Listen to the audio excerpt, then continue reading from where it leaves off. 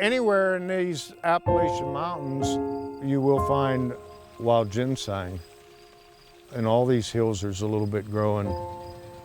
When I started harvesting, I was 10, 12 years old. My dad showed me what it looked like, and then you would try to find it.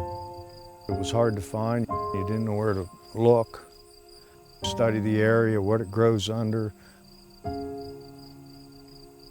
There was a local person that bought ginseng, and that was Randy. He showed how to prepare it for market, and he bought it.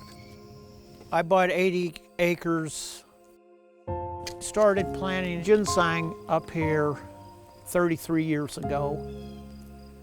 I like growing ginseng because it's peaceful. Every time I dig a root out, you just want to look at it because you raised it for that long.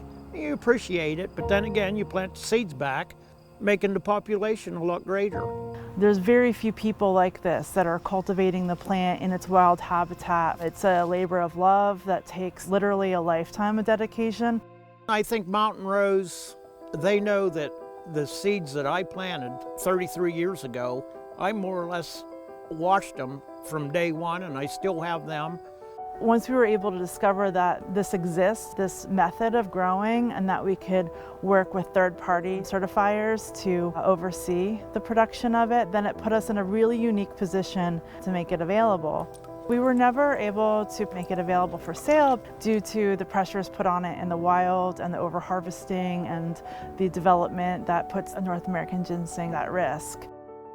The mission of United Plant Savers is conservation of at-risk native medicinal plants. Mountain Rose really has a commitment to the quality of these plants and really cares about the conservation of those plants that are harvested from the wild. We're about 10 miles from the ocean in the Elliott State Forest, the Central Oregon coast, looking for some Oregon grape. For Mountain Rose, we harvest a lot of Oregon grape and Thuja plicata, Western red cedar. You know, and a few other plants come up on occasion. So it's incredibly important that people at Wildcraft, especially for commercial uses, study the plants and they know the cycles. That if it's being cultivated, that it's being done so organically. If it's being wildcrafted, that it's being done sustainably.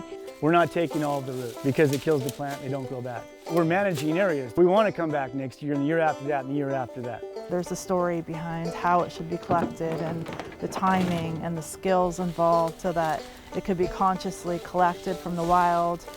We'll pull up a little to get the root contact, and then we'll cut it in the middle between the two plants. It actually promotes the growth. They'll actually thrive and increase in numbers, but it takes a lot of skill and knowledge to be able to do that. I've been working with Mountain Rose herbs for about 18 years now. I've enjoyed being there and watching the company grow. Mountain Rose treats me real good, and I plan on doing it for a long time.